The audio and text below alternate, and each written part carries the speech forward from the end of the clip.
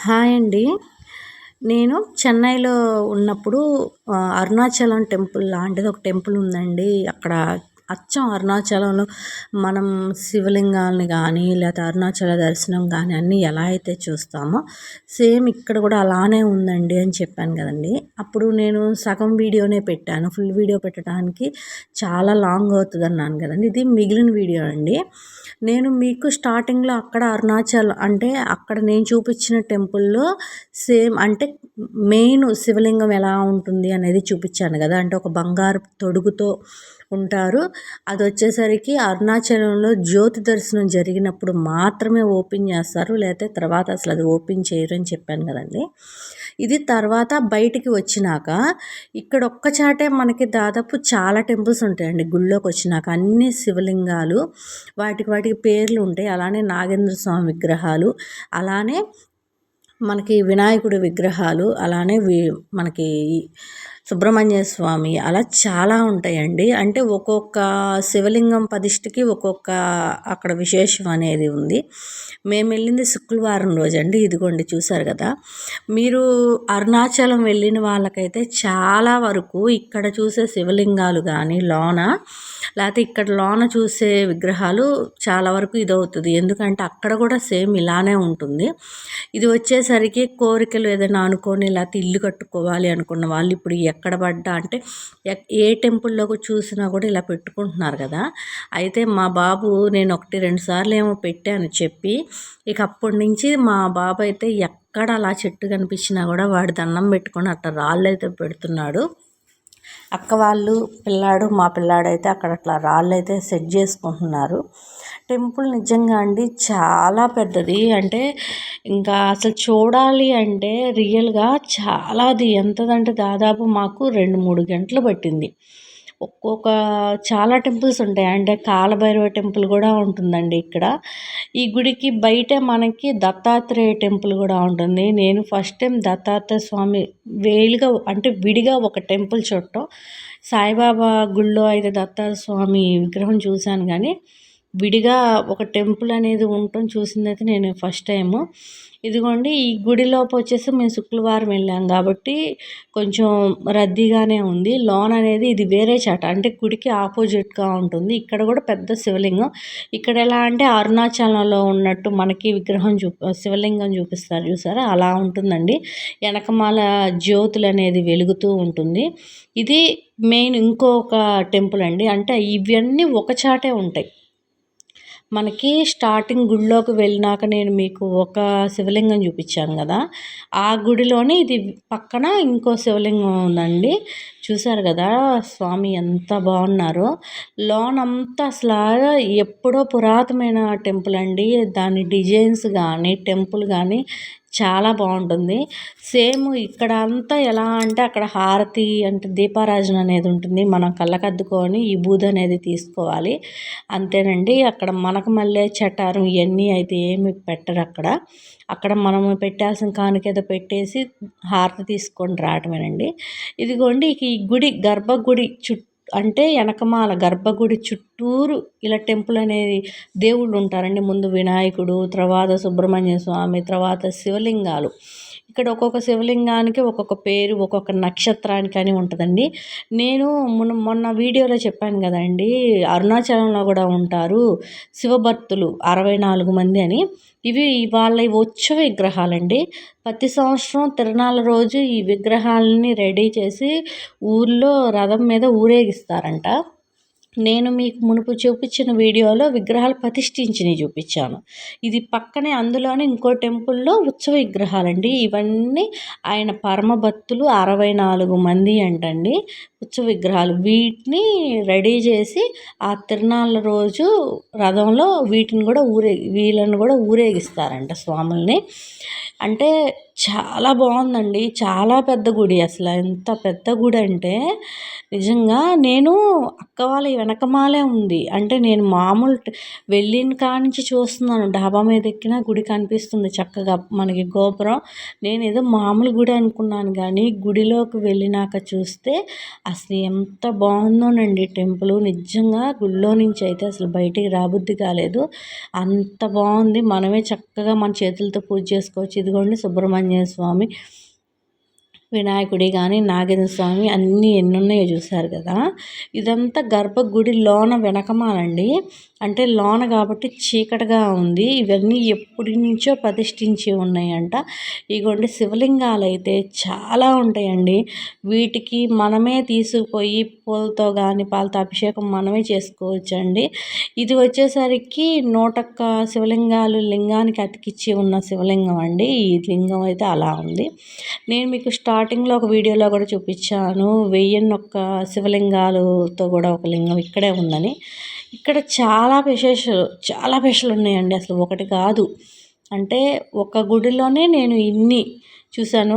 అరుణాచలంలో నేను కొన్ని హడావిడిలో అంటే నైటు వానలో చాలా వరకు చూడలేకపోయాను. కానీ అక్కడైతే మనం ఏమైతే మిస్ అయ్యామో ఇక్కడ ప్రతిదీ క్లియర్గా అంత నిదానంగా చూడగలిగాను. అయితే చాలా బాగుంది. ఇదిగో చూసారు కదండి, ఇదంతా గుడి లోన అక్కడ ఆయనకి అభిషేకం జరిగిన నీళ్ళు అనేది ఇట్లా కిందకి. ఇక్కడ ఏంద్ర పూజ అంటే మనం వెళ్ళి కానిక వేయటమేనండి. కొబ్బరికాయ ఏమైనా తెచ్చుకున్నా కూడా మనం బయట కొట్టి పెట్టుకోవటమేనండి. మనకి మళ్తే ఇక్కడ మనం కొబ్బరికాయ తీసుకెళ్ళి పూలు తీసుకెళ్తే పూజ చేయటం అంటే అలా అయితే అక్కడ ఏం పూజ ఉండదు. ఆల్రెడీ హారతి ఉంటుంది, మనం తీసుకొని కానుక వేసి రావటమేనండి. చూసారు కదండి శివలింగాలు ఎన్ని రకాలు ఉన్నాయో. అంటే వాటికి వాళ్ళు ఒక్కొక్క పేరు అనేది చెప్తున్నారు, తమిళంలో చెప్తున్నారు. అది అర్థం కాదు కాబట్టి నేనైతే వాటి పేర్లు ఏం చెప్పట్లేదు, ఎందుకంటే నాకే అర్థం కావట్లేదు కాబట్టి. అవి వాటన్నిటికీ ఇక్కడ ప్రతి ఒక్కదానికి తమిళంలోనే వాళ్ళు ఏవేవో పేర్లు చెప్తున్నారు. వాళ్ళు ప్రతిష్ఠించినవి అని, వీళ్ళు చేసినవి అని మనకైతే అర్థం కాదు కాబట్టి నేను మామూలుగా వీడియో అనేది తీశాను. చూసారు కదండి, ఇది గర్భగుడి లోన ఎలా ఉందో. అంటే దేవుడి గర్భగుడి లోన చుట్టుపక్కల అలా పెట్టారు. దాని తర్వాత అక్కడి నుంచి బయటకు వచ్చామండి, కాసేపు కూర్చున్నాం. అక్కడ వచ్చేసరికి నామాలు చదువుతున్నారు దేవుడి కూర్చొని. అసలు గుడి చూడండి ఎంత బాగుందో కదా, నిజంగా అసలు గుడి ఎంత ప్రశాంతంగా ఉందో. కానీ చాలా చాలా బాగా నచ్చిందండి నాకు ఇదైతే. నేను ఈ సెలవుల్లో మాత్రం అసలు నేను చూసారు కదండి, మీకు శిఖరం కనిపిస్తుంది. అది మనం సడన్గా చూస్తే అరుణాచలంలో ఎలా ఉంటుందో అలా ఉండదు. అంటే అరుణాచలంలో ఇంకా పెద్దగా ఉంటుంది, కానీ ఇక్కడ ఒక మాదిరి చిన్నగా ఉంది అంతేగాని ఇంకా మొత్తం దాని డిజైను, గుడి మొత్తం డిజైన్ అరుణాచలంలో చూసినట్టే ఉంటుందండి. దాని తర్వాత ఇంకా పక్కనండి ఇది నాగేంద్ర స్వామి పడగ ఉండి శివలింగం ఉంటుంది సేమ్ ఇక్కడ. దీని తర్వాత మనకి కాలభైరవ టెంపుల్ ఉంటుందండి. కాలభైరవుడు కూడా చాలా బాగుంటుంది. ఆయనకు ఒక్కడికే విడిగా టెంపుల్ కూడా ఉంది. ఇక్కడ పక్కన మనకి కొనువు కూడా ఉంటుంది, అంటే చెరువులాగా కూడా ఉంటుందండి. ఈ గుడి మొత్తము అంటే ఇది ఒక చాటే ఉంది కదా, అన్నిటికీ అంటే నాగేంద్ర స్వామి పుట్ట కానీ ఈ ఒక్క టెంపుల్లో వస్తే నిజంగా అమ్మవారి దర్శనాలు జరుగుతాయి, నాగేంద్ర స్వామి ఉంటాయి. మనకి అన్ని దర్శనాలు ఈ ఒక్క టెంపుల్లోనే ఉంటుందండి. నేను ఇప్పుడు మీకు కాలభైరవుడిని చూపిస్తానండి. కాలభైరవుడి తర్వాత ఒక అమ్మవారు, నిజంగా అసలు ఆ అమ్మవారు అయితే ఎంత బాగుందోనండి. ఆ అమ్మవారు అంత పేరంట ఇక్కడ. ఇదిగోండి బయట గుడి చూసారు కదా ఎంత ప్లేస్ ఉందో. మనం గుడి చుట్టూరు తిరుగుతున్నామండి. గుడి చుట్టూరే టెంపుల్స్ అనేది అలా ఉంది గుడిలోన. ఇప్పుడు కాలభైరవ టెంపుల్లోకి అనేది వెళ్తున్నాము. ఇదిగోండి గుడి చూసారు కదా ఎంత బాగుందో. కానీ చాలా బాగా మెయింటైన్ చేస్తున్నారండి. గుడి కూడా చాలా బాగుంది, అసలు చాలా నీట్గా ఉంది. ఎక్కడికక్కడ పూజారులు ఉన్నారు, ప్రసాదాలు పెడుతున్నారు, పూజ చేస్తున్నారు. మన పేరు మీద మనం టికెట్లు తీసుకోవచ్చు, అంటే ఏదైనా పూజ చేయించుకోవాలన్నా కూడా టికెట్ కూడా ఇక్కడే ఉందండి. ఇదిగోండి ఇక్కడ మనకి కాలభైరవుడు ఉన్నాడండి. మా పిల్లలు చూసే దండం పెట్టుకుంటున్నారు. ఈ ఏడైతే మా పిల్లలు చాలా టెంపుల్స్ చూసారండి. నాకైతే అది ఇంకా హ్యాపీ. నేను విడిగా వెళ్ళి ఒక్కదాన్ని దర్శించుకున్నది వేరు. ఈ సంవత్సరం మా పిల్లలు కూడా చక్కగా చాలామంది దేవుళ్ళని చూశారు, అన్ని టెంపుల్స్ని. అక్కడ ఏంటి అనేది వాళ్ళకు కూడా ఇంట్రెస్ట్ అనేది బాగా వచ్చింది. విడిగా వెళ్ళి ఆడుకున్నది వేరు, ఇలా గుళ్ళుకి వెళ్ళటం వేరు కదా. పిల్లలకి విడిగా టైం దొరకదు. కానీ ఈ సంవత్సరం అయితే మా పిల్లలు చాలా బాగా ఎంజాయ్ చేశారు. ఇదిగోండి మా వాడైతే ఇక రాగానే ఎక్కడ చెట్టు కనపడ్డా అక్కడ రాళ్ళు పెడుతున్నాడు. వాడి కోరిక నిజంగా తీరిద్దో లేదో కానండి, పాపం కనపడ్డ ప్రతి చెట్టు కాడ వాడు ఏదో అనుకొని దండం పెట్టాడు, రాళ్ళు పెడుతున్నాడు. ఏమో ఆ దేవుడిని అనుకుంటున్నా వాడు అనుకున్నది జరగాలి అని. ఇక్కడ వచ్చేసరికి నాగేంద్ర స్వామి ప్రతిష్ఠించినవి ఉండేయండి. అందరూ పాలు పోసి శుక్రవారం కదండి పూజ అనేది చేసుకుంటా ఉన్నారు అక్కడ వాళ్ళు. మనం తమిళ వాళ్ళే అని ఉంటారు అనే ఇబ్బంది ఉండదండి. చాలామందికి అక్కడ తెలుగు అనేది అర్థమవుతుంది కాబట్టి మనం పూజారులు కానీ మామూలు చాలామంది ఉంటారండి అక్కడ. కాబట్టి మామూలుగా మనం ఎవరమైనా తెలుగు వాళ్ళు వెళ్ళినా కూడా ఇబ్బంది పడేది అయితే ఉండదు. ఎందుకంటే పూజారులకి తెలుగు అర్థమవుతుంది, అక్కడ ఉన్న భక్తులకు కూడా చాలామందికి తెలుగు అనేది అర్థమవుతుంది. ఇప్పుడు తమిళే రావాలి అనేది అయితే ఏముండదు. శుక్రవారం రోజు ఇక్కడ ఉన్న అమ్మవారిని బయట పెట్టి పూజలు అర్చనలు చేయించుకుంటారండి. వీళ్ళు అర్చన టికెట్లు అడుగుతున్నారు. ఇక్కడ అమ్మవారిని రెడీ చేశారు. ఇక్కడ కుంకుమార్చన అవన్నీ పూజలు చేసి మళ్ళీ గుళ్ళోన అనేది పెడతారంట. ఓన్లీ శుక్రవారం రోజు మాత్రమే మండపంలో అమ్మవారిని అలా బయట పెట్టి అభిషేకాలు పూజలు చేస్తారంటండి. అమ్మవారు చూసారా ఎంత బాగుందో, ఎంత బాగా రెడీ చేశారో. మనం తీసుకెళ్ళిన పూలని వాటిని పక్కన పెట్టేశారు. ఇదిగోండి పక్కనే మనకి ఇక్కడ అమ్మవారండి. ఈ అమ్మవారి పేరు ఏదో అంటుంది అక్క తమిళంలో. చాలా పవర్ఫుల్ అంటండి. లోన పోలీసులు ఉన్నారు. చాలా బందోబస్తు ఉంది లోన అయితే. అమ్మవారిని అయితే నేను మీకు క్లియర్గా అస్సలు చూపించలేకపోయాను, ఎందుకంటే నా ఎదురు కూడా పోలీసులే ఉన్నారు. ఫోను నేను ఆన్ చేసి అలా పట్టుకున్నాను అంతేను. చూసారు కదా మనకి అడుగడుగునా పోలీసులు పై వాళ్ళే ఉన్నారు. ఇది గర్భగుడిలోనే అండి. వెనకమాల వీళ్ళు అక్కా చెల్లెళ్ళు ముగ్గురు అంటండి. ఇదిగోండి ముందు స్టార్టింగ్ ఉన్నాం కూడా చెన్నైలో వేరే చోట గుడి ఉందంట. ఈ మధ్యలో ఉన్న అమ్మవారండి ఇప్పుడు మనం దర్శించుకుంది. ఇక్కడ పక్కన ఉన్నామా మూడో ఆమంట. వీళ్ళు ముగ్గురు ఈ చెన్నైలోనే ఒక్కొక్క భాగంలో ఉన్నారు. ఇప్పుడు మనం దర్శించుకుంది ఈ మధ్యలో ఉన్న అమ్మవారండి. చాలా పవర్ఫుల్ అంటండి. ఏదైనా అనుకోని కనుక మనం దండం పెట్టుకొస్తే ఖచ్చితంగా ఇన్ని రోజుల్లో తీరటం అంటూ ఉంటుందంట. కాబట్టి మేమున్నప్పుడు చాలామంది ఉన్నారు అసలు, అంటే కొంచెం విఐపీలు ఉన్నారు, పోలీసులు ఉన్నారండి. లోనకి ఫోన్ ఎలో లేదు అసలు. నేనేంటంటే ఆన్ చేసి పట్టుకున్నాను కాబట్టి మీకు క్లియర్గా కూడా చూపించలేకపోతున్నాను. చాలా మహిమగల దేవత అంటే అదిగోండి లైట్గా కనిపించింది చూసారు కదా అమ్మవారు. నా పక్కనేనండి పోలీస్ ఆమె ఉంది. అక్కడ కూర్చొని దండం పెట్టుకున్నాము.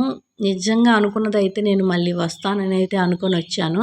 ఇదంతా విడిగా పండగల టైంలో కానీ ఎప్పుడైనా చాలా రష్గా ఉంటుందంటండి. ఇదిగోండి ఇదంతా గుడి లోన, అమ్మవారు లోనకు ఉంటారు. వాళ్ళు ముగ్గురు అక్కా చెల్లెళ్ళు అంటండి. ఆ అక్కా చెల్లెళ్ళలో ఈమె మధ్యలో ఆమె అక్కడ ఉంది. పిల్లలు అనేది ఇక చెట్టు కింద ఆడుకుంటుంటే నేను ఊరకనే ఇంక టెంపుల్ మొత్తం రియల్గా వీడియో అనేది తీద్దామని చెప్పి పిల్లల్ని ఆడుకోమని నేను గుడి మొత్తం అనేది చూస్తున్నాను. చూసారు కదా ఇవన్నీ చిన్న చిన్న టెంపుల్స్ అండి. అంటే అన్నీ ఒక చాటే ఉన్నాయండి. మనకి ఒక గుడిలోనే ఇవన్నీ టెంపుల్స్ కొంచెం కొంచెం అలా కట్టేసి ఉన్నాయి. వీటన్నిటిని రంగులేసి అనేది ఉంచారు. ఇదిగో చూసారు కదా అసలు నిజంగా డిజైన్స్ కానీ టెంపుల్ కానీ, అటు సైడ్ టెంపుల్స్ అండి చాలా పెద్ద పెద్ద టెంపుల్స్ ఉంటాయండి. అంటే నార్మల్గా మనకు ఉండే టెంపుల్స్ కూడా అక్కడ చాలా హెవీగా ఉంటాయి. చూసారు కదా ఇది స్టార్టింగ్ లోనికి వస్తే మనకి ఒక్కచాటే ఇన్ని టెంపుల్స్ అనేది కనిపిస్తూ ఉంటాయి. ఇక్కడే మనకి శుక్రవారం రోజు అమ్మవారికి ఇందాక నేను మీకు చూపించిన అమ్మవారికి శారీస్ చీరలు ఉంటాయి కదండి, అవి పాట అనేది పెడతారు. ఇదిగోండి ఇక్కడ ఇంకొకటి ప్రతి చాట మీరు గమనిస్తే శివలింగం వెనకమాల జ్యోతి అనేది ఉంటుంది. అరుణాచలంలో అలానే ఉంటుందండి. అందుకని సేమ్ ఇక్కడ ప్రతి శివలింగం వెనకమాల అట్లా జ్యోతి అనేది వెలుగుతూనే ఉంటుంది. అందుకనే ఇక్కడ సేమ్ అరుణాచలంలో ఉన్నట్టే ఉంటుంది, అరుణాచలంలో చూసినట్టే ఉంటుంది అనేది నేను. ఇక్కడ పక్కన విఘ్నేశుడు అండి రెడీ చేస్తున్నారు. చూసారు కదా ఎంత బాగుందో. దాని తర్వాత ఇక్కడ మనం పక్కకు వస్తే మీకు ఇక్కడ ఒక మెట్లు కనిపిస్తున్నాయి చూసారు కదండి. ఇక్కడ స్తంభం ఉండి ఇక్కడ ఒక నంది ఉందండి పైన. ఆ నంది వంకరగా తిరిగి ఉంటుంది. అంటే అరుణాచలం ఎలా ఎటువైపు ఉంటుందో ఆ దిశకల్లే ఆ నంది తిరిగి ఉంటుంది. ఆ పైకెక్కి ఆ చెవులో మనం ఏదన్నా చెప్పుకుంటే అది జరిగిద్ది అనేది అక్కడ వాళ్ళ ఇదండి. ఇదిగోండి శారీస్ అక్కడ పెట్టి అమ్ముతున్నారు. ఇదిగోండి ఇక్కడ ఈ మెట్లు ఎక్కి వేరే ఆయన దిగుతున్నాడు. నేను కూడా పైకి ఎక్కాను. మనం ఇలా ఈ మెట్లు ఎక్కి అక్కడ నందికాడ చెవులో చెప్తే ఇక్కడ అనుకున్నది అక్కడ అరుణాచలంలో శివలింగం వినిపిస్తుంది అనేది అక్కడ అంటున్నారు. ఇదిగోండి అటు కల్లే తిరిగి ఉంటుంది నంది అనేది. చాలా పైకి ఉంటుందండి నందీశ్వరుడు ఇక్కడ. అక్కడ దండం పెట్టుకొని కాసేపు అక్కడ అలా కూర్చొని కిందకనేది వచ్చామండి. ఈ వీడియో ఎలా అనిపించింది అనేది నాకు కామెంట్ చేయండి. కొత్తగా ఎవరైనా నా ఛానల్ చూస్తుంటే ప్లీజ్ సబ్స్క్రైబ్ చేసుకోండి. మా బాబు మాత్రం కనపడ్డ ప్రతి దేవుణ్ణి గానీ, నందీశ్వరుని గానీ ఎవ్వరిని వదలలేదండి. చెన్నైలో కనిపించిన దేవుళ్ళందరిని చక్కగా పలకరిస్తున్నాడు. ఇదిగోండి ఇది గుడి లోన మనకి స్టార్టింగే వస్తది ఇక్కడ. ఇక్కడ దర్శించుకొని కాసేపు ఇక పిల్లలు కూర్చొని ఆడుకున్నారు. ఇక ఎందుకంటే అక్క వాళ్ళ ఇల్లు పక్కనేనండి. మనకి ఒక బజార్ పక్కనే. కాబట్టి పిల్లలు కాసేపు ఆడుకున్నారు. చాలా పెద్ద స్థలం అండి ఇది వచ్చేసరికి. చాలా టెంపుల్స్ ఉన్నాయి కదా! అదే కాకుండా 12 కానించి భోజనాలు కూడా వాళ్ళే పెడతారండి. భోజనం టికెట్ నేను మీకు మొన్న వీడియోలో చూపించాను కదా! 12 కానించి ఇక్కడ డైలీ అన్నప్రసన్న అనేది జరుగుతూ ఉంటుందంట. భోజనాలు పెడుతూ ఉంటారు. ఇక్కడ నుంచి కాసేపు కూర్చున్నాక ఇక బయటికి రాగానే మనకి ఇక్కడ దత్తాత్రేయుడి టెంపుల్ అనేది ఉందండి. నిజంగా నేను ఫస్ట్ టైం అలా ఆయన్ని చూడటం. కానీ లోనకి రాగానే ఫోన్ అయితే ఆయన అసలు చేతిలో కూడా పట్టుకోవద్దు, బ్యాగ్లో పెట్టేయమని అరిశారు. అందుకని నేను మీకు అసలు ఆయన్ని అంత క్లియర్గా అయితే చూపించలేను. ఆయన పక్కకెళ్ళినప్పుడైతే తీయగలిగాను కానీ ఇదిగోండి గుళ్ళో నుంచి ఇలా బయటికి వచ్చేసాము. బయటికి రాగానే మనకి పక్కనే ఉంటుందండి టెంపుల్. చెప్పులేసుకొని కొంచెం ముందుకు వెళ్ళంగానే మనకి స్టార్టింగే దత్తాత్రేయ టెంపుల్ అనే ఉంటుంది. ఇదిగోండి చెన్నైలో మేము చూసిన చివరి టెంపుల్ ఇదేనండి. చూసారు కదా! ఇక దీని తర్వాత మేము రెండో రోజు బయలుదేరాము. ఇక్కడ నుంచి కొంచెం ముందుకు రాగానే ఇక్కడ చెప్పాను కదండి స్వామిది. ఇక్కడ దర్శించుకొని కాసేపు కూర్చొని ఇక్కడ రెండే ఉన్నారండి. అంటే దత్తాత్రేయుడు, వినాయకుడే ఉన్నారు. వాళ్ళిద్దరిని దర్శించుకొని ఇంకా కాసేపు అక్కడ కూర్చొని ఇంటికనేది బయలుదేరామండి. ఈ వీడియో ఎలా అనిపించింది అనేది కామెంట్ చేయండి. కొత్తగా ఎవరైనా ఛానల్ చూస్తుంటే ప్లీజ్ సబ్స్క్రైబ్ చేసుకోండి. Thank you.